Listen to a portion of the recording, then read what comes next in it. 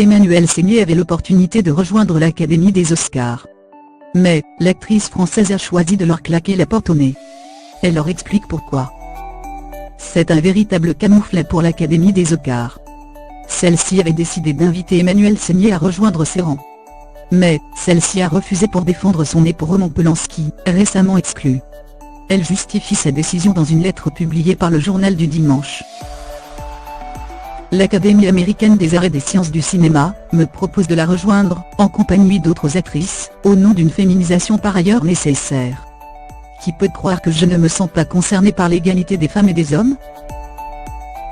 Ce mouvement de l'Académie des Oscars fait suite à l'affaire Weinstein. Mais, c'est aussi la raison du refus d'Emmanuelle Seigner.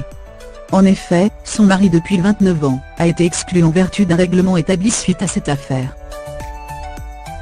Féministe, je le suis depuis toujours, mais comment puis-je faire semblant d'ignorer que l'Académie, il y a quelques semaines, a mis à la porte mon mari, Roman Polanski, pour satisfaire l'air du temps.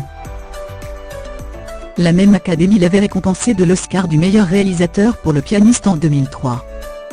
Curieuse amnésie. Pour rappel, Roman Polanski a plaidé coupable en 1977 pour avoir eu une relation illégale avec une enfant de 13 ans. Après une procédure à l'amiable, des chefs d'accusation plus graves avaient été abandonnés.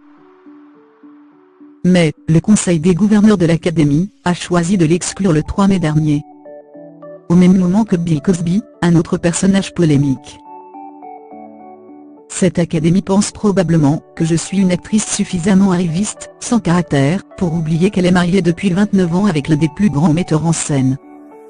Je l'aime, c'est mon époux, le père de mes enfants. On le rejette comme un paria, et d'invisibles académiciens pensent que je pourrais monter les marches de la gloire dans son dos. Insupportable hypocrisie. Roman n'est en rien cette caricature machiste, symptôme du mal qui ravagerait le cinéma.